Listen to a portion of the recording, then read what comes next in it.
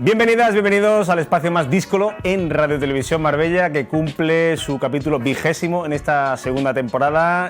Si habéis visto alguna vez este alocado programa, ya sabéis que aquí nos gusta muchísimo la lucha libre profesional norteamericana, de ahí mi camisetolo, haciendo un homenaje al enfrentamiento clásico del año 87 entre Hulk Hogan y André the Giant. Eso tuvo lugar en uno de los eventos más importantes de la WWE, WWF, entonces WrestleMania, que ha tenido lugar el fin de semana pasado en Las Vegas, un acontecimiento espectacular, donde ha pasado de todo. Si tenéis Netflix podéis verlo ahí, y si no en YouTube también podéis ver prácticamente todo lo que ha sucedido. No os lo perdáis, súper interesante, súper divertido para compartirlo en familia, por ejemplo, como hago yo con mis nenes, que les encanta. Y saltando de deporte o de espectáculo a deporte, hablamos de la NBA, porque ya han empezado los playoffs. A mí que me encanta, el nivel de la NBA está ahora de verdad que a unas alturas sin parangón en la historia del deporte de la canasta. Los Thunder, los Celtics, los Spurs, los Pistons, cualquiera puede ganar el anillo, muy abierto, no lo perdáis también, súper entretenido, y esas son mis recomendaciones para empezar el CW Show hoy, que tiene invitados de lujo como Marco Serrato de Orthodox y Frente Abierto, nuestra compañera Ana Luna, que va a traer a un amigo súper interesante del entorno de Michael Jackson, mi mami, como no, Manu, nuestro responsable de videojuegos y tecnología, y esta semana Germán se ocupa de la sección de cómics. Todo eso y mucho más. Empezamos ya.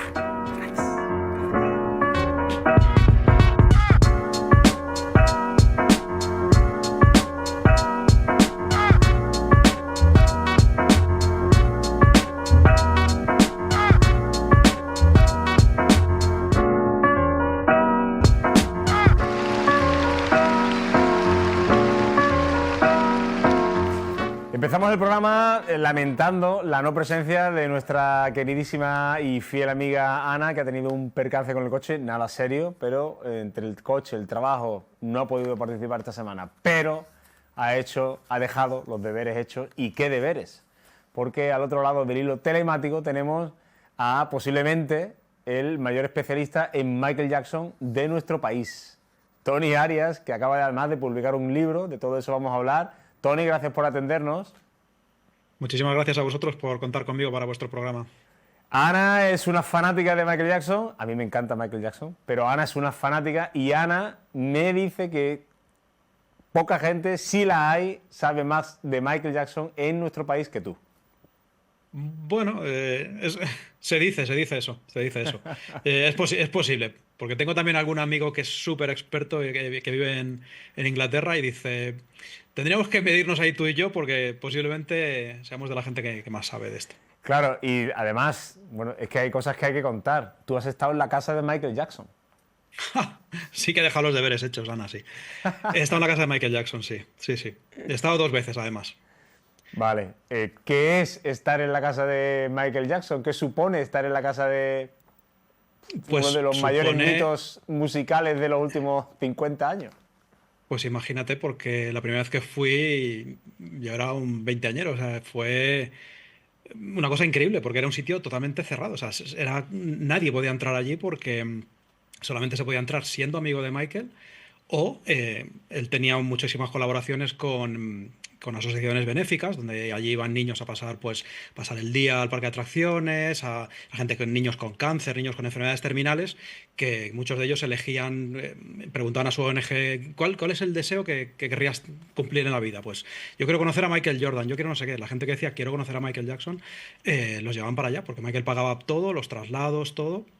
Y de hecho, cuando yo fui, había 2 autocares de niños enfermos de cáncer allí jugando en el parque de atracciones.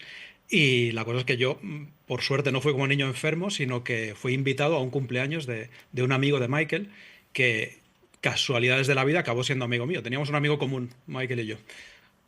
Qué bueno. y bueno, ¿estuviste con él en persona? No, él no estaba allí ese día. Ese día él estaba trabajando en Los Ángeles en su último disco, y fuimos un grupo de amigos allí para pasar el día. Cuando llegamos nos preguntaron si era la primera vez que íbamos o no, y evidentemente dijimos que sí. Nos habría sonado si hubiéramos estado antes.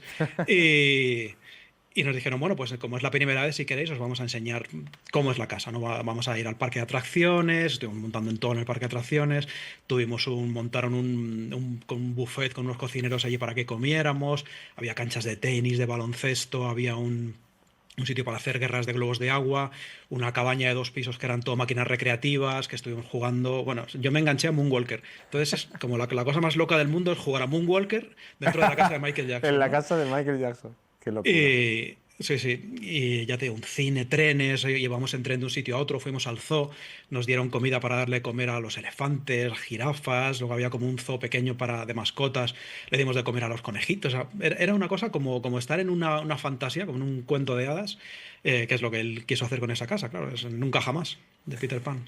¿Qué tiene, o qué tenía, o qué tiene, porque el mito sigue vivo, aunque él no esté aquí? ¿Qué tenía o qué tiene Michael Jackson que te atrapó de tal manera? Pues mira, a mí la música siempre me ha gustado desde pequeño muchísimo la música y escuchaba música de todo tipo, pero cuando escuché a Michael había algo más, había otro tipo de conexión que no era lo que yo sentía con otra gente, porque ya te digo, a mí me encantaba cualquier músico, cualquier cantante, crecí en los 80, entonces imagínate, ¿no? Lo que había. Pero claro, Michael hubo una conexión que no tuve con otra gente. Y yo no sabía inglés en esa época, claro, pero sabía de qué iban las canciones. Y eso no me pasaba con Phil Collins, que me encantaba también, o con Madonna. Yo escuchaba y, bueno, música de baile, música tranquila, baladas, lo que sea, pero bueno, da igual de lo que hablen, ¿no? Pues es música que te entra, que armónicamente es bonita, pero tenía la impresión de que cuando escuchaba a Michael sabía de lo que estaba hablando. Entonces entiendo que había una conexión un poco más profunda con él que con otros artistas y creo que eso fue lo que al final me decantó ya hacia ir tras Michael.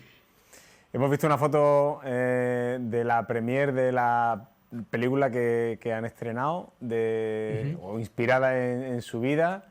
¿Qué te pareció la peli?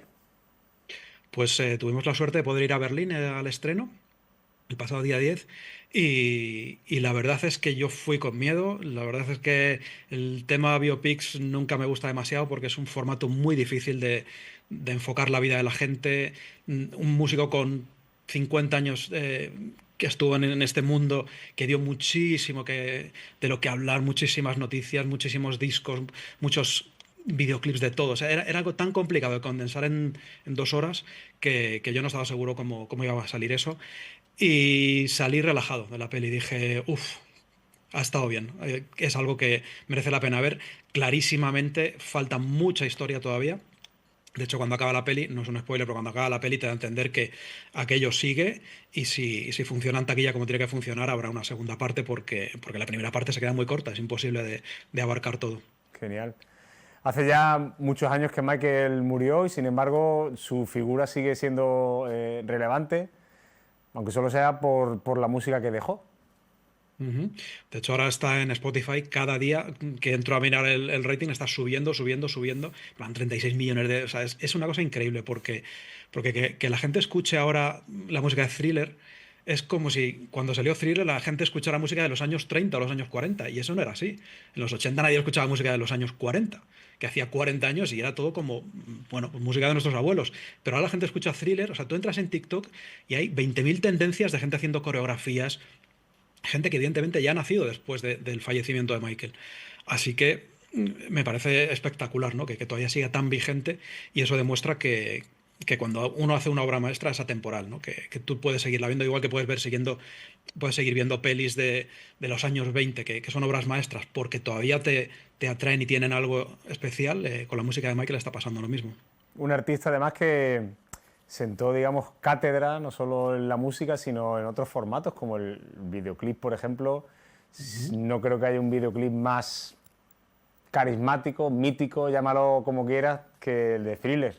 Que el de Thriller, que Eh, precisamente fue uno de los primeros vídeos, o si no el primero, en formato cortometraje, que tenía un guión, que tenía un proceso, y fue el primero, y aún así sigue considerado como el mejor. O sea, ni siquiera él abrió la puerta y entonces llegó todo el mundo ya a hacerlo mejor, sino que es que abrió la puerta y la cerró prácticamente. Es como rompió el molde, enseñó esto es lo que hay que hacer, rompió el molde y todo el mundo ha intentado hacer cosas muy espectaculares, incluido él mismo, pero ya nadie ha conseguido ese nivel de perfección de mitificar un formato que ni siquiera existía en esa época. Que antes un videoclip era gente cantando en directo, a veces con un croma que ponían efectos especiales y ya, pero hacer una peli así como hizo, gastarse todo ese dineral solo para promocionar una canción de un disco que ya estaba prácticamente acabado. O sea, cuando salió el single de Thriller, la gente muchas veces piensa que es lo primero que salió, pero es que fue lo último. Es que ya la discográfica le dijo, si es que ya han salido un montón de singles, ya ha habido números uno, el disco ya es el más vendido de la historia, no saquemos más, graba otro, esto déjalo ya morir.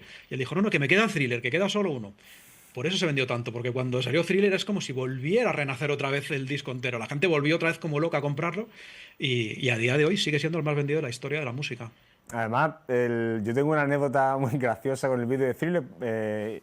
Quería contarla, pero para eso he mirado la fecha de lanzamiento del vídeo. El videoclip se lanzó en diciembre del 83, el disco es del 82. Y me imagino que aquí a España llegaría pues un poquito más tarde. Total, que yo rondaba los 5 o 6 años. Y mi tía, que tiene 15 años más que yo, es prácticamente como una hermana mayor, estaba viendo ese vídeo en la tele. Y claro, ella con esa edad, imagínate, hablo de 20, 21 años, Thriller para ella fue un bombazo que vivió en directo. Pero yo tenía 5 o 6 y a mí el vídeo me daba mucho miedo. Entonces yo no quería verlo y tuvimos ahí un pequeño drama que me acuerdo de yo protestando y llorando que no me quería ver el vídeo porque me daba miedo y mi abuela discutiendo con mi tía para que quitara el vídeo y mi tía que no, que mi tía quería verlo. Entonces... Eso pasó en muchas casas. Aquí en España se estrenó completo en la Nochevieja, en el especial de Viva pues 84.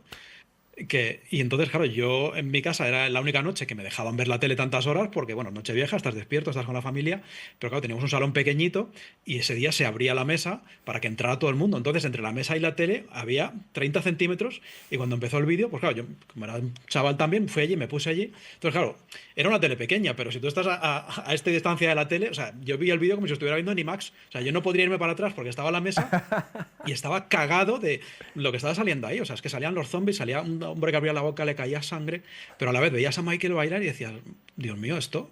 O sea, nunca se ha visto una cosa parecida y a lo mejor por eso no me dejan que yo vea la tele por la noche si pasan estas cosas en la tele. Y recuerdo el día siguiente decir, por favor, mamá, ¿cuándo empieza el colegio? Porque quiero ir a comentar esto con los amigos. Es que si esto lo ha visto todo el mundo, hay que comentar que hemos visto una peli de terror de un chico que bailaba con una chaqueta roja y así fue. Al día siguiente todo el mundo hablaba de Thriller. Además, era un tipo muy inteligente, porque sabía rodearse muy bien. El vídeo, por ejemplo, es de Scorsese, si no recuerdo mal. Este es de John Landis. John Landis. Scorsese hizo Bad, que fue el que abría ya el Vale. siguiente disco.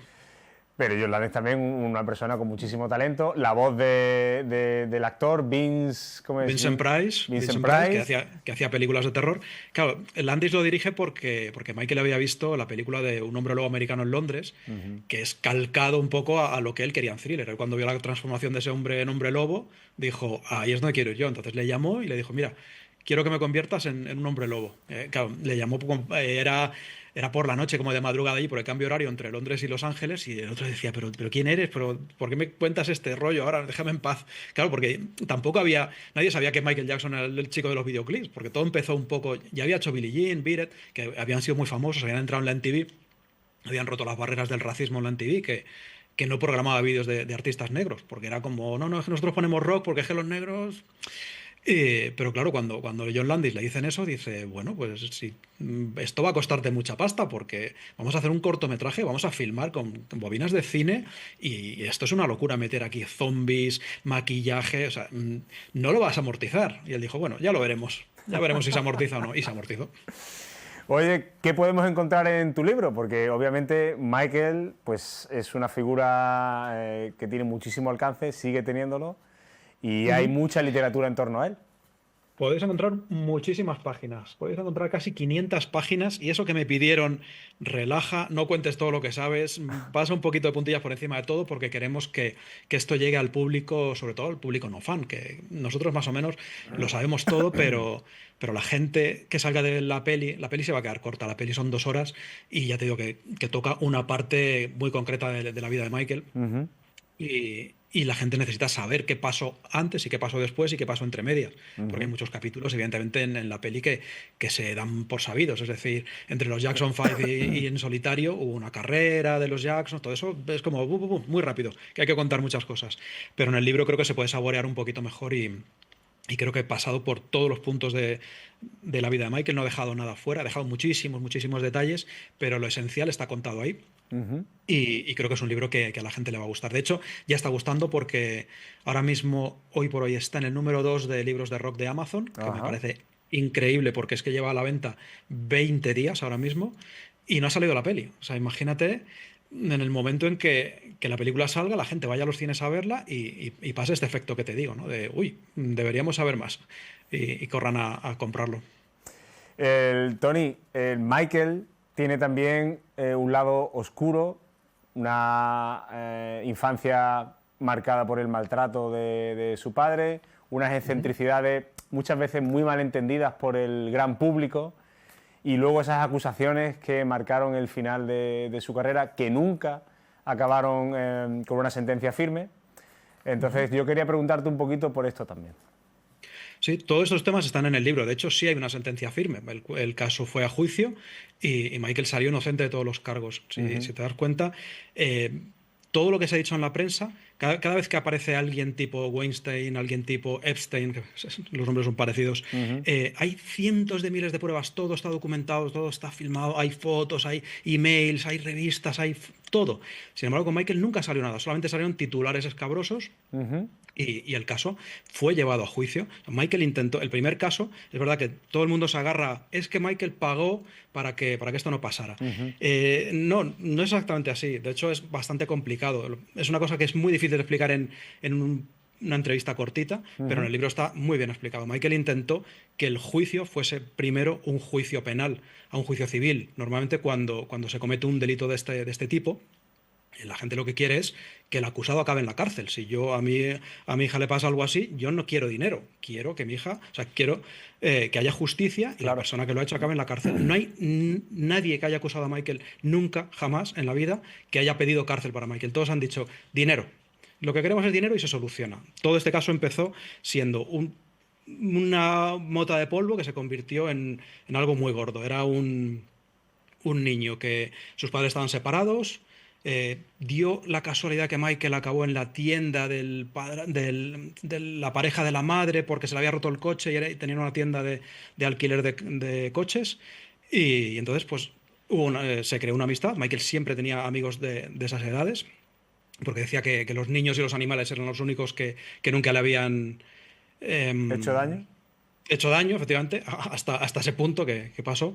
El padre del niño dijo, claro, se enteró y dijo, o sea, que sois amigos de Michael Jackson, ¿cómo ha podido pasar esto? Qué alegría, porque yo soy dentista, pero lo que quiero ser es guionista de Hollywood. Yo lo que quiero es escribir guiones. Entonces, claro, enseguida él se arrima a la mujer de la que estaba separado y a la pareja y dice, oye, que yo soy el papá del niño, quiero ser tu amigo también y sobre todo quiero que me presentes a tus amigos, como por ejemplo Steven Spielberg, porque yo tengo guiones y quiero meterlos en Hollywood y tal.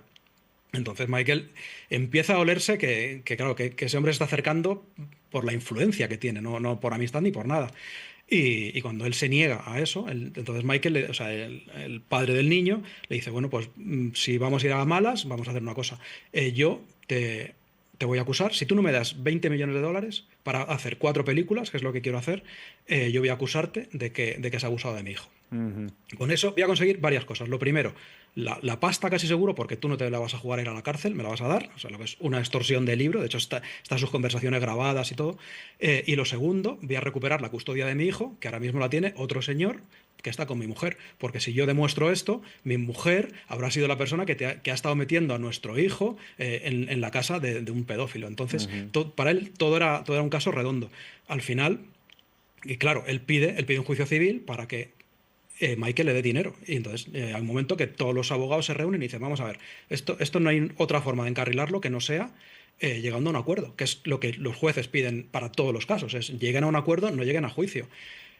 Michael dice, bueno, es que yo prefiero luchar, pero claro, Michael está en medio de una gira, tiene detrás una aseguradora súper potente que se está jugando muchísimos millones si se suspende la gira, y él es una empresa, o sea, él está dando de comer a miles de personas y si esa empresa para, esto es como lo que está pasando ahora con el estrecho de Hormuz. Si eso se cierra, mucha gente va a empezar a perder dinero.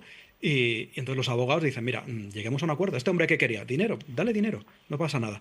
Luego ya llegará la acusación, porque cuando además tú le das dinero a alguien para cerrar un acuerdo, eso no te exime del delito. Es decir, yo puedo matar a una persona en la calle y el hermano de esa persona decir, oye, dame dinero que has matado a mi hermano. Vale, eso está muy bien, pero a la policía da igual, no le interesa el dinero. Ellos van a ir a cogerme porque soy un asesino. Claro. Entonces es lo que pasó. Este hombre se llevó su dinero y retiró la demanda y dijo, bueno, chicos, que ya está, que no pasa nada. Y la policía dijo, hombre, pero a usted le ha pasado esto. Y dijo, no, tranquilos, que yo me voy ya. Da igual, la policía actuó de oficio.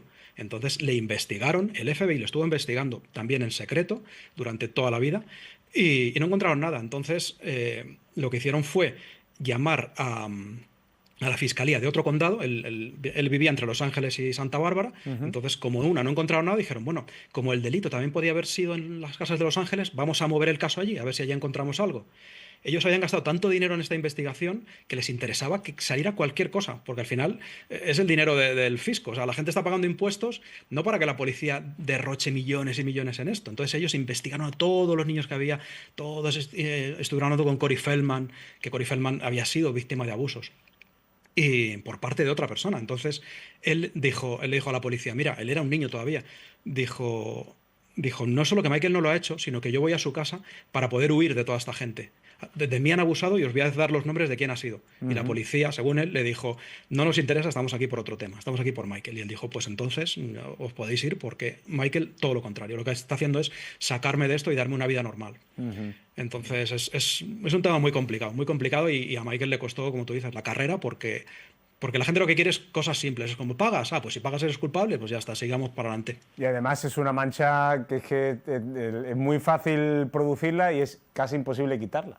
No, sí, ojalá hubiera sido un asesinato, porque, por ejemplo, o sea, ¿cuántos raperos hay que dices, oye, mira, yo es que este hombre se ha cargado 3 tíos, qué guay, ¿sabes? Porque siempre la ves ahí en los videoclips con sus prostitutas, con sus drogas y tal, pues qué buena gente, ¿no?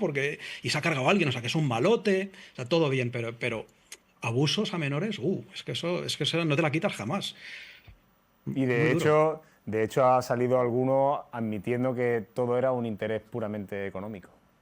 Claro, al final se dan cuenta. Si es que es muy fácil cuando la segunda acusación, que ya Michael dijo, vale, no voy a cometer el error que cometí con la primera, ahí sí hubo un juicio, hubo un jurado popular, ahí se examinaron miles de pruebas, duró meses el juicio y no salió nada, ni una mínima prueba, ni una pizca. Sí que salió que la familia, que la madre sobre todo de los niños, era una estafadora profesional americana que tenía 20.000 deudas con el fisco, que ella cobraba dinero de la seguridad social cuando tenía dinero oculto, que iba a robar a establecimientos engañando, y hacía que robaran los niños, que cuando salió de uno de ellos y le pilló un guardia de seguridad y entonces ella empezó a autolesionarse para demandar a esta persona de seguridad y la empresa le tuvo que pagar dinero. O sea, tiene un historial pues de estafadora. La típica que sale en las pelis que lee los periódicos a ver, buscando un viudo rico, pues es ese tipo de persona. Eso se demostró, pero claro, no era una persona famosa, pues con lo cual no se le da importancia. Ese es el problema, que con Michael pues todo se multiplicaba por millones. Bueno, no quiero terminar la entrevista con este asunto, pero me gusta que lo trate una persona que tiene muchísimos argumentos como tú. Yo obviamente estoy convencido de que ahí no pasó nada y lamentablemente pues mancharon la imagen de una persona que tuvo una infancia muy complicada y que intentó de alguna manera, entiendo, que otros niños, un poco, sí. que otros niños no pasaran realidad, por eso, ¿no? Volviendo un poco al ejemplo de antes, tú vas a una casa de un famoso y dices, joder, es que tiene 20 Ferraris, colecciona Rolls Royce, pues qué bien, ¿no? Porque el tío tiene mucho dinero y se lo gasta en esto. Pero si tú haces un parque de atracciones en tu casa, es como, qué raro, pero ¿por qué ha hecho una cosa que es como infantil? Bueno, pues porque él precisamente no tuvo infancia, no la vivió como la debía haber vivido, porque él desde muy pequeño era obligado por su padre y por su familia a cantar continuamente de un sitio a otro, en sitios de mala muerte. Cuando por fin consiguió un contrato discográfico, le explotaron 1000 veces más todavía. Él era la gallina de los huevos de oro. Era tú canta porque tu voz es dinero para los demás. Entonces, cuando él por fin ya tiene una estabilidad económica increíble, dice, bueno, ahora voy a intentar vivir la vida que quiero vivir. Claro. Pues quiero mi parque de atracciones. O sea, a mí me encanta ir a Disneyland, pero ya no puedo ir a Disneyland porque soy la persona más famosa del mundo. Me comen. Entonces, pues me abro mi propio parque y encima con esto puedo ayudar a otra gente que esté en problemas económicos y necesite una escapada, como los niños que te decía al principio, ¿no?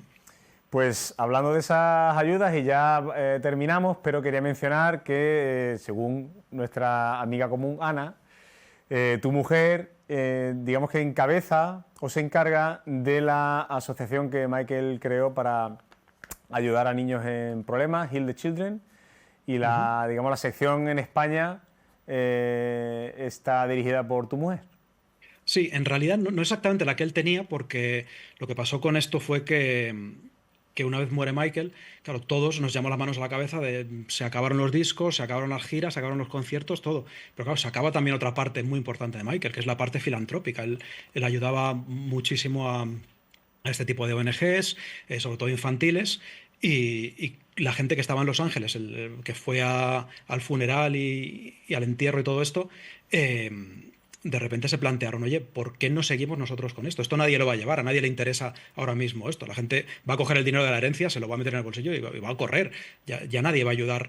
Entonces dijeron, mira, como aquí hay gente de varios países, vamos a organizarnos y cada país va a abrir una especie de delegación. Su fundación se llamaba Heal the World for Children. Nosotros lo que hicimos es, perdón, Heal the World Foundation. Nosotros hicimos Heal the World for Children para no tener el mismo nombre, que no se nos tampoco equiparara con la suya, porque no tenemos ni los medios, ni el nivel, ni legalmente se podía, pero sí que los herederos de Michael nos dieron el permiso para utilizar el nombre y ha seguido funcionando yo creo que llegamos a tener como 7 países a lo largo del tiempo y ahora mismo, tristemente, España es el único que queda en pie, que está utilizando este nombre para poder hacer, pues vamos a hospitales, reciclamos regalos para niños, preparamos fiestas de Nochevieja sin alcohol, o sea, un montón, nos van llamando, nosotros somos como la gente que se dedica a ofrecer ocio saludable a niños de ONGs. Nosotros no podemos tener nuestros propios niños ONGs, es demasiado grande, pero cuando esta gente necesita algún tipo de ocio, tipo, mira, pues nos gustaría llevar a estos niños al parque de atracciones, nos gustaría prepararles una fiesta especial, llevarlos al cine, a un teatro, a un musical, todo eso lo gestionamos nosotros para que tengan ese momento de ocio. Muy bien, pues Tony Arias, nos quedamos con ese mensaje tan bonito de cómo esa intención de Michael se viva en personas como tú y tu pareja y en esa asociación. Muchísimas gracias y bueno, pues el libro obviamente de obligada lectura para cualquier fan, no solo de Michael, sino para de cualquier fan y no fan. de... Ya veréis que vais a descubrir un montón de cosas y que lo que espero con el libro es que la gente diga, o sea que había un punto de vista que yo no conocía. Si solo conoces lo que has leído en la prensa, estás yendo a un sitio un poquito equivocado. Genial, pues ya digo, habrá que leérselo porque además es un libro que acaba de salir en español encima, que a mí yo siempre la literatura sobre música, si está en inglés, compro la versión original. En este caso, pues no tengo que esforzarme con la traducción. Tony, muchísimas gracias por atendernos y enhorabuena por ese libro y por toda tu labor. Gracias a vosotros. Un abrazo muy grande. Un abrazo. Pues hasta aquí la entrevista, obviamente la hemos disfrutado muchísimo, hubiera sido mucho mejor con nuestra querida Anita, no ha podido ser, pero la semana que viene volverá seguro sin problemas. Gatitos de la AAA que buscan adopción, ya sabéis, darle un hogar, que los michis son seres de luz.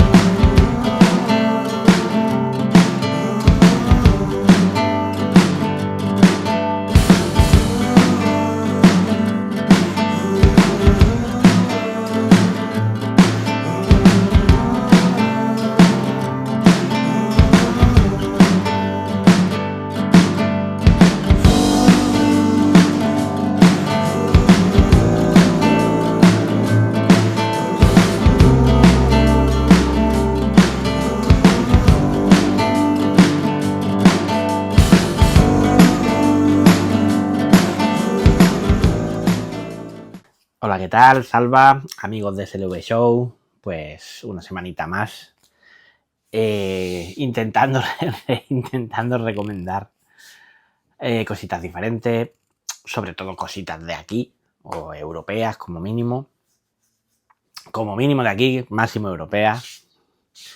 Y bueno, esta semana, bueno, como ya te comenté, pues estoy todavía un poquito liado con el tema del nuevo curro y tal. Pero bueno, llegando a casa, aparte de una historia personal, llegando a casa a la hora del almuerzo, haciendo zapping en la tele, me he encontrado con la que es mi película de terror favorita, que no es ni más ni menos que El Exorcista del año 1973 del director y novelista William Friedkin, que es autor de la novela del Exorcista, que en los años 70 pues tuvo una repercusión bestial.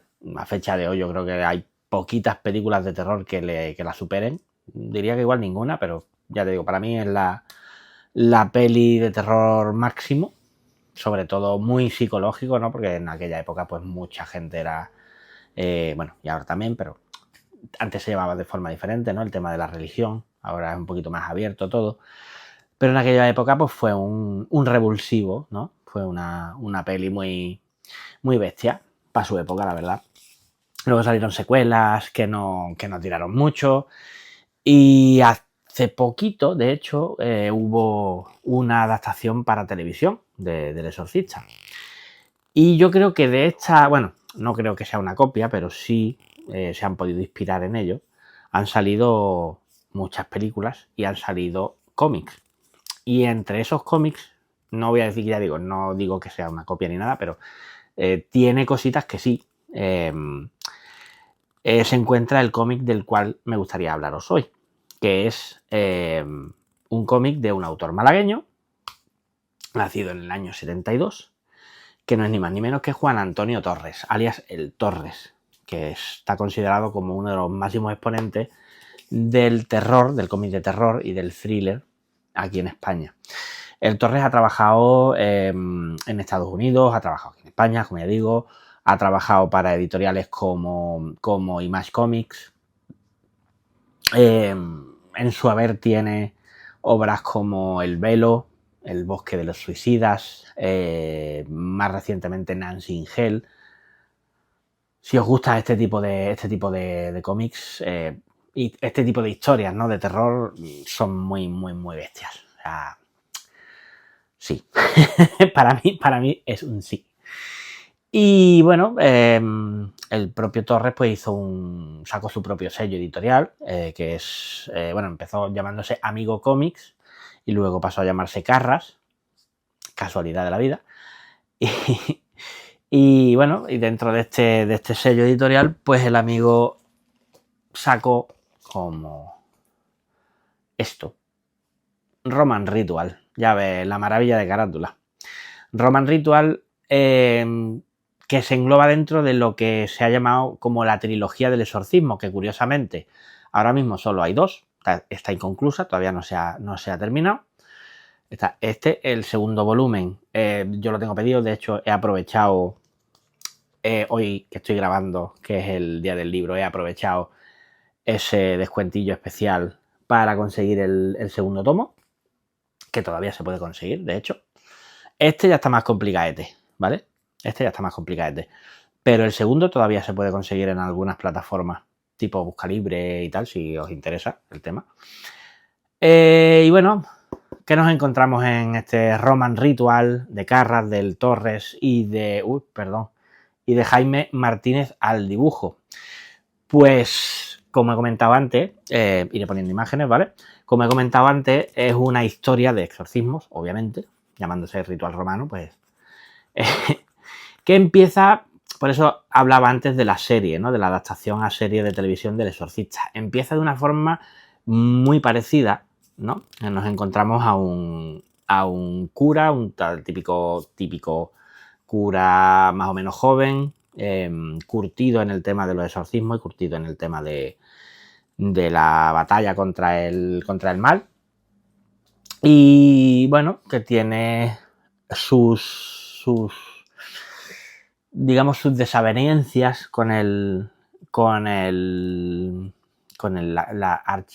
madre mía, Diógenes, uy, por favor, Diógenes es lo que voy a terminar yo teniendo. Archidiócesis, ¿no? No sé. Bueno, con el Vaticano, bien, con el Vaticano hemos topado por un problema que tuvo en el pasado.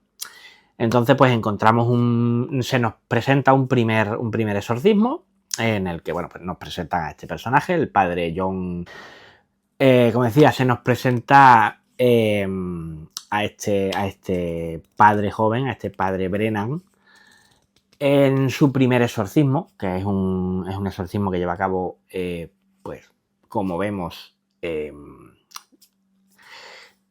usando el ritual romano, Roman Ritual, de ahí el título.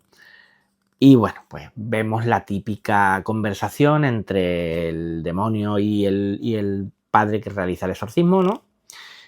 Que siempre se aconseja no hablar con el demonio, pues este le planta cara y al final, pues oye, en este primer exorcismo, pues lo logra llevar a cabo. Continuamos con la historia y descubrimos que hay un problema en el Vaticano, ¿no? Y este problema no es ni más ni menos que, bueno, se intenta lavar un poquito, ¿no? Se intenta blanquear un poco el problema, diciendo pues que la máxima figura del Vaticano, que es el Papa, pues está muy enfermo, está muy mal, muy chungo, y no está muy mal, muy chungo, es que está poseído. ¿Tiene vuelta de tuerca? Tiene vuelta de tuerca. Encontramos personajes terroríficos. Aquí encontramos, de hecho, a un personaje que a mí también me gusta mucho porque me recuerda a otro personaje de película de terror, que es de los Warren, ¿no? La monja maldita esta, pues aquí encontramos otra monja, aunque es otro personaje, ¿no? Pero no es el mismo de las películas de los Warren. En la película de los Warren es un demonio, en esta pues resulta que es una monja beatificada que, bueno, pues tú sabes, el demonio hace sus cositas y bueno, el padre Brennan resulta pues que tiene unas visiones en las que va más o menos, ve flashes, ve a esta monja, lo que le pasó a la monja, ve a otro personaje que es una niña, una joven, que también está demonizada, ¿no? O poseída por el demonio, y va atando cabos hasta que dentro buscando información se mete en los archivos del Vaticano, encuentra una información bastante relevante, y justo casi en el momento importante de la historia, ¿no? Pues se revela lo que puede ser el plan maestro del demonio, ¿no? Ahí también vemos mezclado un poquito tanto el terror, no solo por la atmósfera y el dibujo que estáis viendo en las imágenes, tanto el terror de la situación en sí, hay también mucha víscera, mucho casquerío, también como el tema de la corrupción político-religiosa, por así decirlo, ¿no? Porque aquí pues nos meten una historia de trasfondo de una de las máximas cabezas pensantes del Vaticano, que, oye, podría ser perfectamente real, ¿eh? Si no lo es, podría ser perfectamente real. Entonces, bueno, pues encontramos a este padre Brennan, que es el que se va a terminar enfrentando a esta máxima posesión, por así decirlo, ¿no? Y vence o no vence, bueno, por el momento, al final del primer libro, de este primer libro, vence. Ni sí ni no, ¿no? Sabemos que siempre vuelve. De hecho, mira, en la parte de atrás, aquí tenemos a la ilusión esta la ilusión, el personaje de la monja maldita. Y oye, vence el padre Brennan, ya digo, ni sí ni no, ni blanco ni negro, ¿no? Tendríais que leerlo para saberlo. Es muy buen libro si os gusta el tema de exorcismos, casquerío, sangre, atmósfera asfixiante total, mucho cabroncete suelto. El Torres aquí se la saca mucho, el guión es muy bueno, muy bueno. Casi podían haber hecho esto en vez del Exorcista 2, también te digo. En vez del hereje, podían haber hecho esto. Y deseando que me llegue el segundo. Ya te digo, Muy, muy, muy recomendable si os gusta el terror. Ya sé que a lo mejor va a haber gente que diga, hay que ver, Germán, lo que recomiendas tú un sábado noche, es que mola. Si no molara, no lo recomendaba, chicos. Y además es de un tío de Málaga. ¿Qué queréis? Si en Málaga lo que nos sobra es talento, chicos. Así que, oye, Roman Ritual, Ritual Romano, el Torres, al guión, uy, por Dios, nunca me hablé. Jaime, me va a matar. Jaime Martínez, perdón. Jaime Martínez al dibujo, ¿vale? Editorial Carras. Este ya está más complicado de conseguir, ¿vale? El número 2 todavía podría conseguirse. Y todavía no hay número 3, por cierto. Es una trilogía, pero todavía no ha salido el tercero. Recomendación de esta semana. Y la próxima, más. Y mejor. Muchas gracias. Y leérselo, hombre, leérselo. Voy a divertir un rato.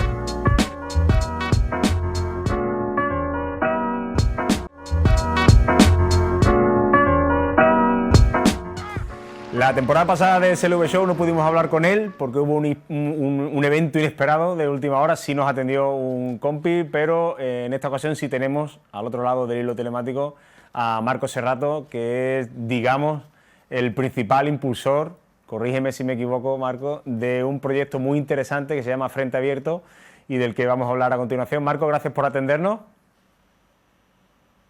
Buenas tardes, gracias a vosotros por invitarme. Decía que, bueno, aunque Frente Abierto es, como su propio nombre indica, un proyecto en el que colaboran muchas voces, digamos que tú fuiste el principal impulsor de esta idea, ¿no? Bueno, sí, junto, digamos, sí, verás, es como una especie había que elegir una especie de coordinador, digamos, ¿no? De alguien que, porque iban a ver eso, como tú has dicho, ¿no? Muchas voces, o sea, no solo voces de los cantadores, sino voces de músicos con trayectorias bastante diversas y diferentes, y por una mera cuestión práctica había que decidir un poco que alguien tomara rienda por ser más operativo, digamos. Entonces, bueno, pues ha recaído sobre mí, pero ya te digo que estoy rodeado de lo mejorcito. Bueno, pues háblanos cómo surgió este proyecto, de dónde te viene a ti esa unión del flamenco con otras músicas que sí han marcado tu trayectoria, como el metal, por ejemplo. Verás, esto parece nuevo y de hecho sé que la gente que me conoce por Ortodo y por proyectos así un poco de más underground, por llamarlo de alguna manera, nos ven ahora con Israel en Universal, ¿no? Y parece un poco como el momento de, no sé, o venderse o dar... Pero sin embargo, fíjate, Miguel Navarro de Alon Record, que me conoce desde que saqué la primera demo con mi grupo Tierra, antes de Ortodox y de todo esto, cuando por fin nos vio en el Canela, el que me conoce, cuando bajé del escenario tenía un WhatsApp suyo diciendo, tío, lo que siempre habías querido hacer. ¿Sabes? Porque él sabe que lo que hay aquí, que lo que hemos desarrollado en Frente Abierto está latente de alguna forma en casi todos los proyectos que he tenido previos, desde Tierra, Ortodox, esa forma de absorber todas las influencias que tengo, ¿no? Desde el metal, el rock y todas las variantes, pero con el sello de alguien de aquí, ¿no? Intentar tener esa sensación que yo tenía cuando escuchaba Kius o cuando escuchaba Down o cuando escuchaba, ¿no? Estos grupos que te están hablando de su casa. Yo quería hacer eso. Yo quería hacer esa música que me gustaba, pero que al que estuviera al otro lado sintiera que le estaba hablando de mi casa. Y claro, eso está un poco en Ortodox, estaba en Tierra, está un poco... pero aquí he tenido la oportunidad de desarrollar por fin eso de una forma mucho más clara, más evidente, al poder contar con cantadores y con los músicos que están aquí y poder enfocarlo de una forma mucho más clara. ¿Vale? Entonces hay gente por eso que puede pensar que hay aquí un cambio, un giro, pero realmente lo que estoy desarrollando lo que estamos desarrollando, es algo que yo he sentido siempre que estaba en todo lo que he ido haciendo. Me gusta mucho esa explicación que has dado. Creo que es bastante, aparte de sincera, bastante acertada. Y yo no sé si, bueno, tú sabes que las etiquetas a veces más que ayudan, desayudan. Sí. Pero yo no sé si tú te ves un poco como una continuación de ese rock andaluz de los años 70, que luego cristalizó a lo mejor en obras maestras como La leyenda del tiempo o el Omega de Morente. Hombre, quiera que no, estamos ahí. Son la mayoría de esos artistas y de discos son cosas que, digamos, que he valorado más intelectualmente que emocionalmente. Con pocas de ellas he llegado a generar un vínculo, porque precisamente por lo que te decía, porque aunque sí estaba esa parte, digamos, la parte más autóctona o andaluza o local o lo como quieras llamar, sí que la parte no andaluza, de ahí la parte rockera de todos esos proyectos, casi siempre se me quedaba coja, no porque estuviera mal hecha ni nada por el estilo, sino porque no era la que yo realmente manejaba. Entonces, el flamenco, vamos, desde que se hace rock en Andalucía, el flamenco ha estado por ahí atravesando eso siempre, todo el mundo ha coqueteado, todo el mundo ha tenido inquietudes, Gualberto, los Esmás, ¿no? Triana, todas estas cosas, o las cosas que hizo Camarón, o las cosas que hizo Morente. Y, hombre, la conexión está ahí, es inevitable. Entramos directamente a la corriente de todos los que han hecho esos amagos, pero bueno, simplemente queríamos hacerlo a nuestra manera, que creo que es diferente a cómo se ha hecho previa, aunque pueda encontrar conexiones, obviamente. Oye, tú, el que trabajas con el flamenco a tu manera, pero trabajas con el flamenco, ¿piensas que hay una distancia intelectual, como que hay miedo a meterse en el flamenco, que impone trabajar con un género que es nuestro realmente? Sí, porque materialmente, o sea, en cuestión rítmica, en cuestión melódica, es un género complejo. Te tienes que sumergir mucho para empezar a manejarte ahí dentro. Es complicado. Es como, en fin, tiene sus códigos, y es como se habla siempre, ¿no? Parece que en Andalucía era flamenco, pero ¿cuánta gente en Andalucía de verdad escucha flamenco? ¿Cuánta gente de verdad es capaz de distinguir una seguirilla de una soleá? O una soleá de Triana, de una soleá de Alcalá. Es un género muy exigente, tanto para el oído como para, por supuesto, la ejecución. Y realmente no tocamos, o sea, trabajo con artistas de flamenco, no toco flamenco propiamente, pero meterte ahí y empezar a manejar eso, pues sí, impone. Es parte del reto, vamos, para nosotros. También es verdad que hay gente que está tan absorbida por el flamenco que cuando sale de su género, también, que es algo que me ha pasado mucho, ¿vale? Que a veces pensar que manejas una música que tiene una cierta complejidad,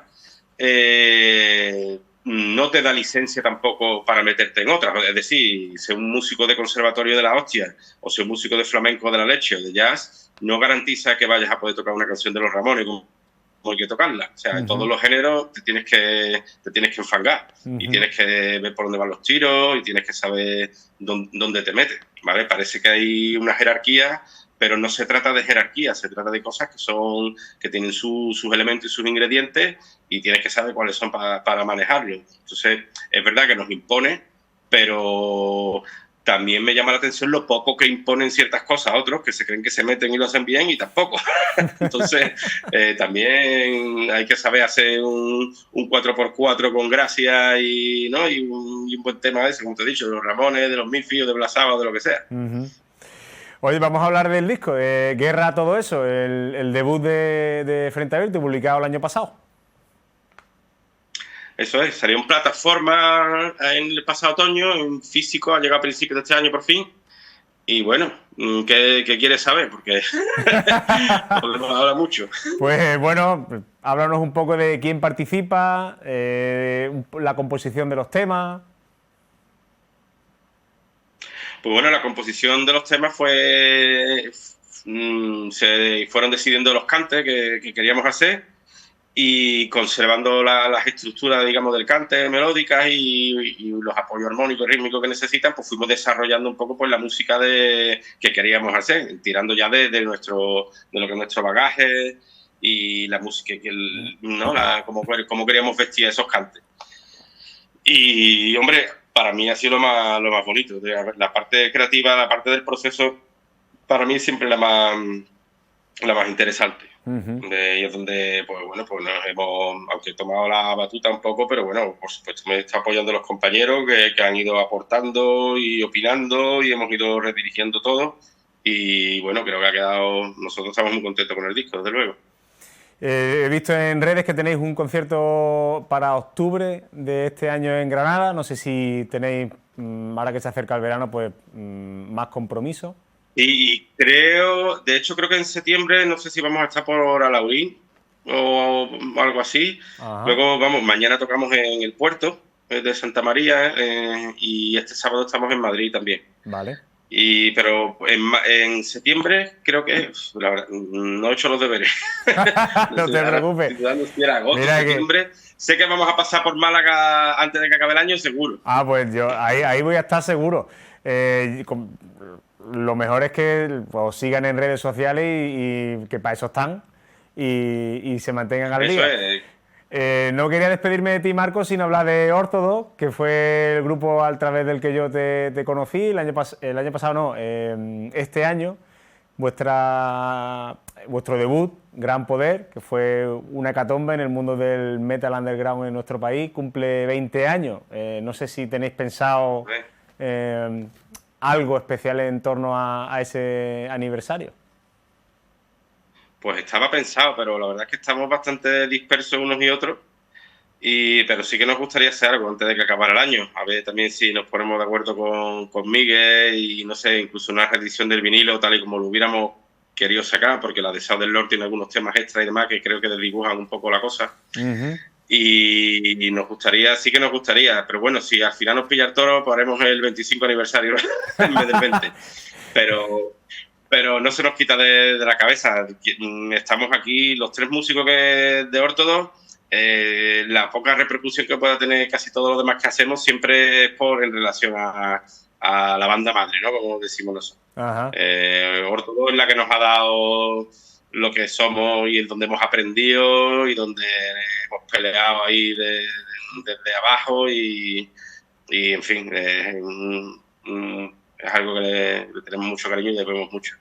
Hace 4 años que sacaste el último, Proceed, que fue un discazo. Yo no sé qué recuerdos tienes o cómo valoras ahora un debut como Gran Poder, que mira, estoy hablando del disco y se me están poniendo los vellos de punta. Yo la primera vez que lo escuché, además como andaluz, pues la verdad, viniendo también del metal pesado y encontrarte eso, es que fue un descubrimiento. Gran Poder era el disco que llevábamos queriendo hacer los tres desde que éramos adolescentes.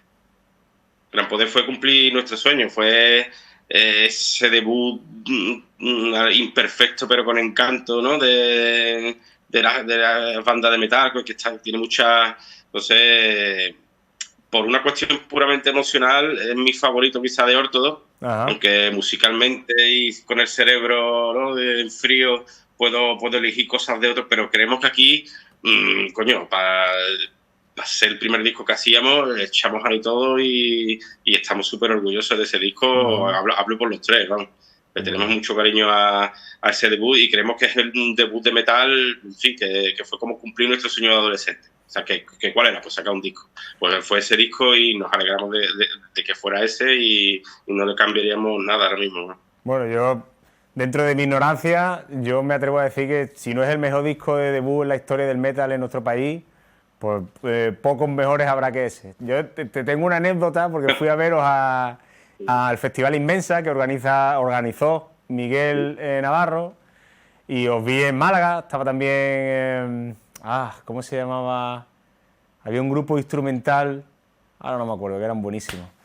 Total, que os vi ahí, a mí me encantó, pero hubo un momento que tú cogiste el contrabajo y entraste ahí en un trance, y fui con mi entonces novia, que ahora es mi mujer, y la verdad que todavía me lo recuerda. Dice, hoy vas a entrevistar al del bajo del... Sí, hemos hecho muchas cosas muy raras por ahí. Pero fue un concierto apabullante, la verdad. A mí me encantó y tengo muchas ganas de veros. Alguna vez habéis pasado por aquí, pero no, por circunstancias, tú sabes, no he podido. Marco, no te quito más tiempo. Pues ya, Málaga es de los sitios donde más hemos tocado, ¿eh? Siempre nos ha ido muy bien en Málaga. Cierto. Además, yo creo que es que todo el que os conoce os aprecia muchísimo porque es que hacéis una cosa que os voy a decir que no os hayan dicho ya. Marco, muchas gracias por atendernos, enhorabuena por tu carrera y por este nuevo paso que has dado, que sinceramente encaja, en mi humilde opinión, entre las grandes obras de ese rock andaluz. Mencionaba La leyenda del tiempo, mencionaba Omega de Morente, con un toque muy diferente, lo cual le hace tener mucho más mérito. Y nada, espero veros pronto por aquí. Pues muchas gracias a vosotros, deseando pasarnos por allí. Pues un fuerte abrazo y que vaya muy bien. Adiós, Marco. Bueno, pues seguimos con SLV Show, ya me he quitado una espinita, ya he podido entrevistar por fin a Marco Serrat, uno de los músicos pues, a los que más admiro de la escena sónica de nuestro país. Gatitos tocan ahora, ¿no? Correcto, gatitos de la AAA, ya sabéis, esperando un hogar, unos 150 en la AAA, también hay perros, en fin, darle una casita a estos animalitos que seguro que no os arrepentís.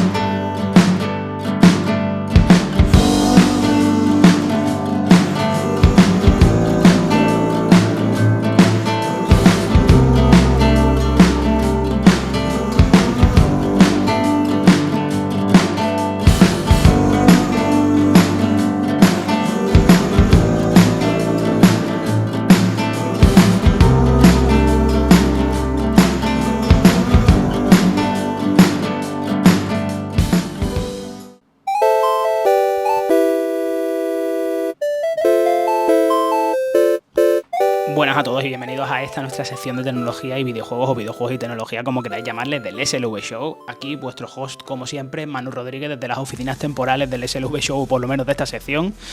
Y nada, vamos a discutir un poquito de cositas de videojuegos, vamos a ver noticias bastante interesantes y vamos a ver alguna ausencia sonada de noticias que teníamos la semana pasada, pero bueno, ¿qué se le va a hacer? Esto es el mundo de la tecnología, esto es el mundo de los videojuegos y las cosas van cambiando rápidamente, pero de nuevo, si os lo traemos es porque lo escuchasteis aquí primero. Así que la primera noticia es que vamos a hablar de Xbox. Os dije que íbamos a tener un eventito próximamente y era un eventito en esa misma semana, y es que se presentó el Metro 2039. Atención, tiene muy buena pinta, la verdad, pero como siempre no es exclusivo de Xbox, no se sabe tampoco si va a llegar a Game Pass, porque ya sabéis que la compañía está diciendo ahora mismo que el Game Pass es caro después de ellos mismos subirles el precio, y de que algunos juegos tampoco les renta demasiado que salgan en el Game Pass día 1, como ya estaríamos hablando de Call of Duty, que eso ya lo iremos actualizando cuando lo sepamos. Y de momento Metro 2039 va a salir tanto para PlayStation 5 como para PC, como para Xbox. No se nos ha confirmado nada de Nintendo Switch, pero bueno, ya veremos. Estamos viendo que varias compañías están porteando con bastante buena calidad, como puede ser Resident Evil 9 Requiem. Pero ¿qué le vamos a hacer? ¿Evento aparte de ese hemos tenido? No, tan solamente era ese first look al videojuego, que de nuevo se ve jodidamente bien. Yo me compré hace poquito aquí el Exodus por 5 y algo, así que de nuevo os lo recomiendo, cosa vuestra. Pero bueno, lo que queráis, la franquicia está muy barata si queréis jugar a ello. Y es como un Call of Duty, pero mucho mejor, porque no os trata tan tontamente como un Call of Duty.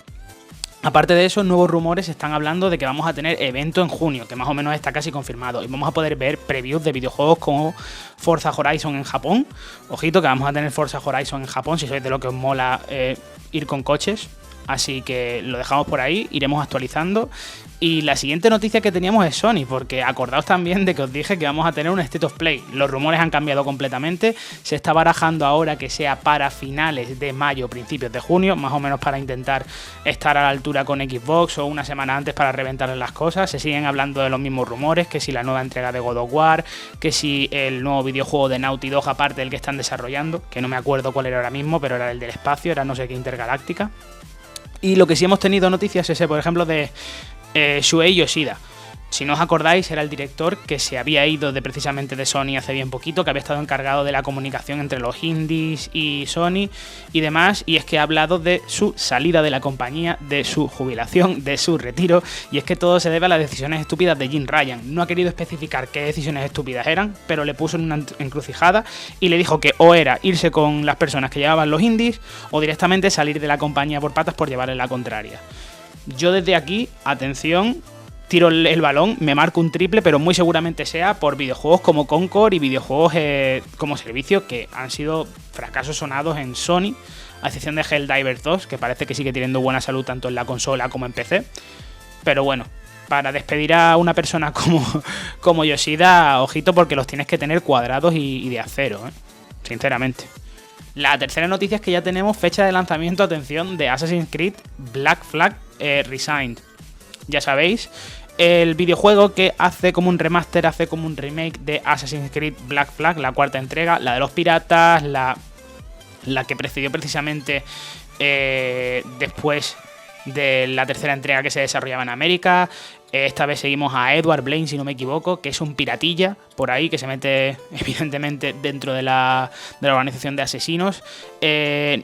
La buena noticia que se puede haber confirmado es que no va a ser un RPG. ¿Y por qué digo que no va a ser un RPG? Porque no vamos a tener el sistema ni de combate ni precisamente de estructura que tienen los Assassin's Creed nuevos a partir de Odyssey. ¿Por qué? Si lo habéis jugado ya lo sabéis, me imagino. Si no, y sois de esos masocas que lo habéis jugado pero molan, por favor, alejaos de mí, no estéis cerca de mí nunca. Porque es que la estructura es bastante mala a mi punto de vista. ¿Por qué? Porque es un videojuego abierto, pero es un videojuego bajo el filtro de un RPG y tienes que hacer 30.000 misiones secundarias para muchas veces levear o conseguir cosas que necesitas en la historia principal. O sea, el propio videojuego te fuerza a jugarlas porque si no, no vas a llegar de ninguna forma con el nivel que deberías, te van a matar aunque tú tengas un mejor equipamiento o no vas a poder utilizar ese equipamiento precisamente por tu nivel. Una cosa que precisamente para mí, yo no lo entiendo para un videojuego con Assassin's Creed. Y parece que va a llegar, atención que lo tengo por aquí, el 9 de julio a las consolas de nueva generación y PC. De nuevo, no se ha confirmado nada de Switch, pero viendo el esfuerzo que están haciendo los desarrolladores con Switch 2, que a todo el mundo le está gustando bastante la consola, yo no lo descartaría en un futuro cercano. Así que ahí os lo dejo. Si os gusta Assassin's Creed y si os gustan los videojuegos antiguos de Assassin's Creed, jugadlo, que seguramente os va a entretener.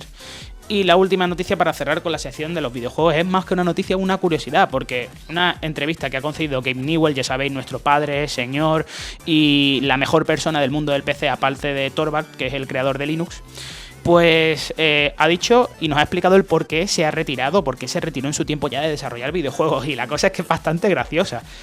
Al haber creado obras semejantes o co-creado obras semejantes como Half-Life 1 y Half-Life 2, no había persona en el estudio que le llevase la contraria o que presentase nuevas ideas. Y todo lo que ellos presentaban más o menos tenía que ir en línea de lo que tenía Gabe Newell, y al final el bueno de Newell pues se acabó cansando, sinceramente. Eso no quiere decir de que se apartase completamente. Ha estado en supervisión, ha ofrecido consejos a quien se lo ha pedido, pero no se ha involucrado en ningún desarrollo en activo. Ojito. Seguimos sin tener noticias de Half-Life 3, seguimos sin tener noticias de la Steam Machine que nos iba a llegar este año, que sigue estando fechada para este año. Por favor, que lleguen las dos cosas juntas, tanto la Steam Machine como lo que es el Half-Life 3, por favor, lo necesitamos desde aquí. Yo lo necesito, tú lo necesitas, todo el mundo lo necesita. Y si de nuevo no habéis jugado a estas magníficas obras, por favor, el primero con sus expansiones, el segundo con sus expansiones que no supera los 10 euros. Es que decidme, o sea, mandad a la cadena, mandad vuestro correo con vuestro usuario de por favor, de Steam, Y yo os lo compro y os lo regalo. Es que me sacrifico por el equipo precisamente para que probéis una de las mejores o uno de los mejores videojuegos de la historia. Por favor, tanto el 1 como el 2. El 1 no es tan bueno, evidentemente, porque es más hijo de su tiempo, pero el salto que pegó el 2, increíble. Y cerramos con esto la sección de videojuegos, pasamos a la tecnología y pasamos a la tecnología con malas noticias de nuevo. Estoy harto ya de traer malas noticias acerca del mundo del PC, pero es que no paramos con ello. ¿Qué pasa ahora? ¿Os acordáis de que teníamos precisamente escasez de memorias, escasez de tarjetas gráficas o más o menos escasez artificial de tarjetas gráficas? Que ahí tenemos a Nvidia haciendo de las suyas, que será la siguiente noticia. Teníamos también escasez de SSD, escasez de discos duros mecánicos. Pues nos ha afectado ya también a lo que son los componentes del PC. Y parece que precisamente esta vez no es algo completamente artificial, porque es que no se pueden producir más obleas. No, es que no se han producido. No han parado nada. No se sabe el por qué se ha llegado a esta situación tan tensionada. Por lo menos yo he estado investigando y no lo he entendido precisamente bien. Pero estamos otra vez realmente bajo el influjo, muy seguramente, aunque no se sabe a ciencia cierta, pero de nuevo, centros de datos y centros de IA. Vamos abocados a otra escasez general, completa.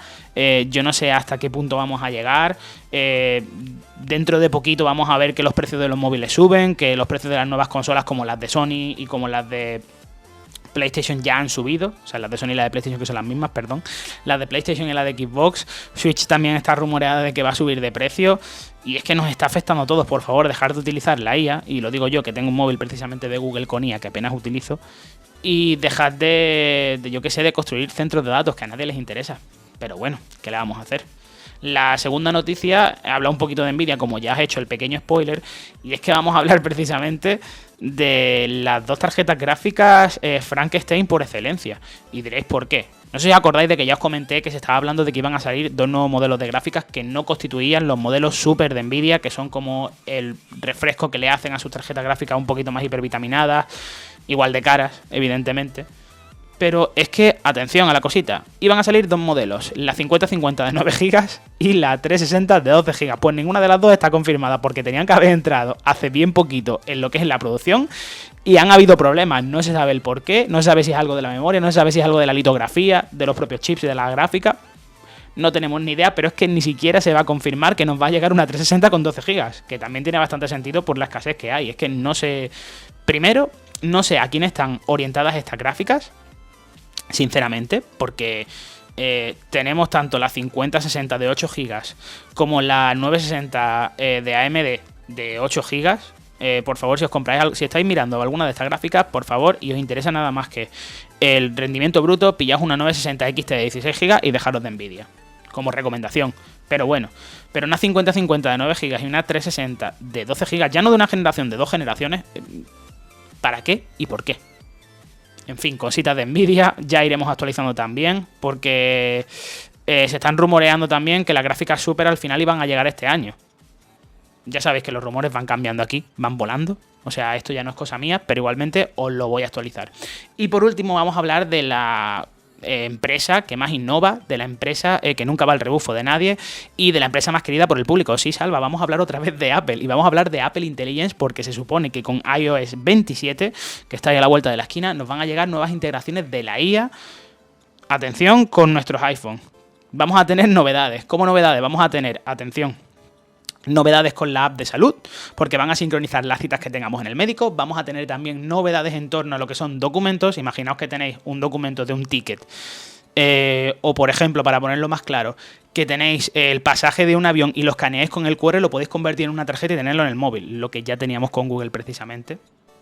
Pero bueno, tampoco entiendo yo la novedad. Y atención, lo último también es que va a reconocer los números de teléfono y desde ahí nos va a permitir guardarlos directamente en lo que es en la agenda. Este quizá, sí, yo no lo he probado por si acaso mi Pixel, que es el rey de la IA, lo tiene. Pero bueno, ¿qué le vamos a hacer? Es lo que hay, ¿no? Supongo, o sea, hasta que Apple no meta el acelerador completo con la IA, las marcas Android van a seguir teniendo la delantera. Y sinceramente, lo prefiero. Sinceramente lo prefiero. Y ya, para lo último, vamos a recomendar videojuegos. Como ya os dije la semana pasada y como os he dicho esta, vamos a recomendar videojuegos y atención, Vamos a recomendar precisamente la saga Metro. Ya dije que la recomendé la semana pasada, ya sabéis que no, pero es que tenemos toda la trilogía de Metro. ¿Por qué deberíais jugarlo? Porque es un juego bastante interesante en historia, porque es un juego bastante bueno, tanto jugablemente como gráficamente, y porque es una historia muy interesante. ¿Vale? No quiero hacer spoiler de nada, pero estáis en los túneles de Rusia del metro sobreviviendo, porque parece ser que ha habido una hecatombe nuclear y parece ser que todo a tu alrededor ha mutado y que no puedes salir fuera porque hay radiación todavía. Son juegos cortitos, atención, estamos hablando de que cada campaña puede durar en torno a las 12 horas, quizá Exodus tiene un poquito más, no me lo he pasado completo, pero tiene 2 DLCs. Así que nada, por aquí os lo dejo, jugad a Metro Exodus, por favor, y nada, esto será todo hasta la semana siguiente, ya lo sabéis, iremos actualizando, os iré avisando, os iré comentando, pero como siempre, lo visteis aquí primero, en el SLV Show. Hasta la próxima.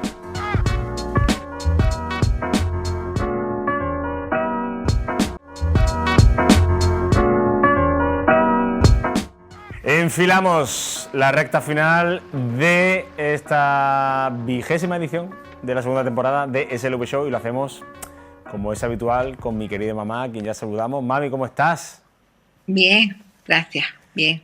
Me decías mientras preparaba a mis compis todo lo necesario que estás sola. Sola, como dice la Maite, esta la que sale en la tele. Sola. Pero la Maite esta lo dirá con otras intenciones, ¿no? ¿O no? No sé, yo lo digo con una intención inocente totalmente. Tú lo dices con una intención celebratoria, porque estás a gusto sola. Estoy tranquilita. No tienes a tu marido, que es mi padre, dando por saco, básicamente. Pobrecillo, Salvi, pobrecillo, hijo. Pero, ¿me equivoco o no? No, pero pobrecillo. Bueno, hoy has terminado tus clases y has dicho paso de hacer de comer, paso de limpiar y te has ido a comer a tu sitio nuevo favorito, que es el Centro de Mayores. El Centro de Mayores de aquí de Alaurín, que se come muy bien. Hoy he comido una sopa de picadillo que la hacen muy buena y de segundo había secreto con verdurita y patata, o pescadito o filete de ese de gallo, lo mismo, con verdurita y patata. Yo me he comido el pescado solamente, no me he comido ni las patatas, ni la verdurita, ni nada, pues ya no tenía más hambre. Y la bebida y el postre, así que muy bien, por 7 euros, Salvi. 7,60. Y 5. 7,65. 7,65. No merece la pena ir a comprar y que va. No. Y aunque esté yo sola, yo voy. Además he aparcado el coche en la misma sitio, la misma carretera allí donde está la entrada. Y ya está, y me he venido. Ahora llego, me he hecho una mijita de siestecita, como corresponde a una persona de mi edad. Que está a punto de cumplir 70 años. Si Dios quiere, pues ya te he hecho una mijita de siestecita y ya te despabila, oye, como con otro ánimo, con otras ganas de... como que iba a ir a Plaza Mayor y todo, pero no he ido. Digo, no, voy a ir después, si tengo ganas, si no mañana. Ya cuando te despiertas de la siesta, oye, eres otra persona. Qué alegría. Más joven, mejor. Qué alegría, mami, qué bien, qué independencia. Sí, estos ratitos son ratitos buenos, ratitos confortables. Bueno, también te lo has ganado, has tenido mucho trabajo en tu vida. También, fíjate tú si he tenido trabajo, que mira cómo tengo los huesos. Criando 3 hijos con una mano al cuello, porque papá, más que ayudar, te ponía la mano en el cuello. No literalmente. No literal. Pobrecillo, Salvi, estás poniendo a tu padre como una hoja de perejil. Bueno, pero ¿me equivoco o no? No, mi padre ha trabajado mucho también, está trabajando mucho siempre. Y mira la edad que tiene, que va a cumplir 74 y sigue trabajando. Es verdad. Está en régimen. En las carreteras. Semijubilado. ¿Cómo se llama? Jubilado activo. Todavía está en las carreteras conduciendo. Que hoy he pasado yo un sustillo porque estaba yo en las clases y fui al baño a hacer pipí y me sonó el móvil. Y me dice la profesora, Rosy, te ha sonado el móvil, iba a llevártelo y ya han colgado. Y era un número de Almería. Y digo, Almería, tu padre está en Almería. Digo, mi marido está en Almería. Y llamo a tu padre y después de 5 llamadas no me lo cogía. Y el teléfono de Almería tampoco. Digo, oye, ¿habrá pasado algo? Ya se me queda a mí la cosa. Pero no, el de Almería no sé quién era y tu padre que estaba trabajando y no lo había cogido. En Almería ha habido tensión este fin de semana entre Almería y Málaga porque el Málaga jugó en Almería y hubo un enfrentamiento ahí entre partes de la afición. Sí, lo he oído.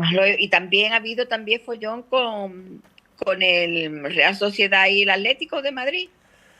Bueno, no sé, la Real es que tuvo mucha suerte y el árbitro le regaló un penalti, a todo hay que decirlo, la verdad. Enhorabuena a los ¿Al Real Uriurdin. Sociedad? Enhorabuena a los Uriurdin, pero vamos, que la final se la han encontrado.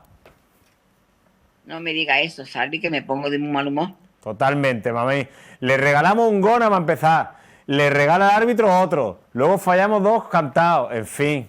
Nosotros ahora toca centrarnos, mami. Dos de penalti, ¿no? Dos de penalti. Uno, luego es que empatamos y ya llegamos a los penaltis.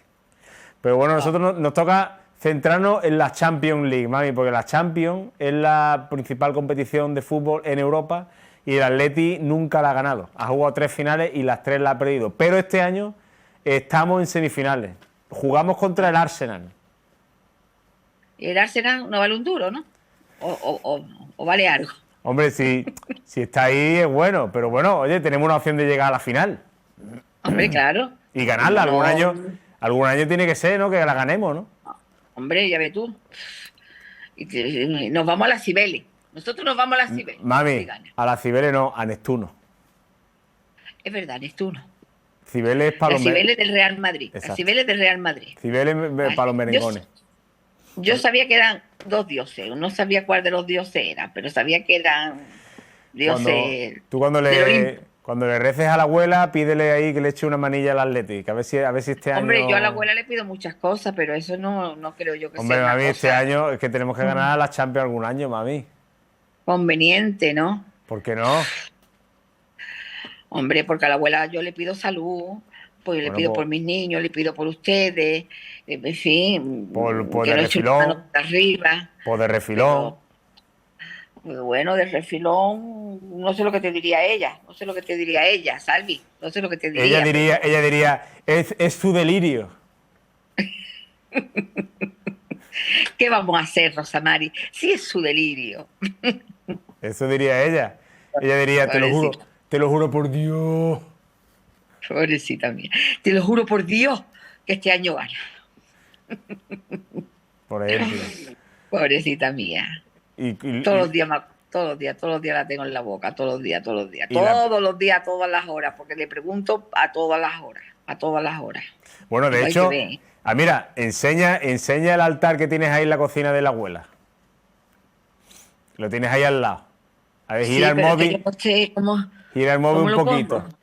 Pues ve girando así, ahí, así. Ahí, mira, ahí se ve la abuela. Ahí está la abuela, ahí. Está la abuela y le tengo puesta unas calas, que a ella le gustaban mucho las calas. ¿Ves? Tengo las calas, las flores esas que a ella le gustaban mucho. Le pongo yo sus calas, que era la flor favorita de la abuela. Sí. Siempre presente, en fin. La abuela Carmen. Sí. Siempre, sí. Además, siempre la tengo en la boca, ¿eh? Yo me levanto por la mañana y ya estoy ahí mamadita. Todos los días, hija, a todas las horas. ¿Sí? Hablando de delirio, mami. Era muy buena. Pues sí, ¿qué vamos a decir de la abuela? Escúchame, ¿te gusta mi camiseta? Bueno, esos son los Hogan, ¿no? Muy bien. ¿Te acuerdas de alguno más de aquel tiempo o no? ¿Te acuerdas de Hulk Hogan y de alguno más te acuerdas o no? Me acuerdo de ese rubio, que es el que tiene la camiseta. Sí. Y del otro. El otro no me suena tanto, oye, me suena más el rubio. Andrés el Gigante. No, ese no me suena. Es el rubio. Y luego había otros, pero no me acuerdo del nombre. ¿Sabes? El último guerrero.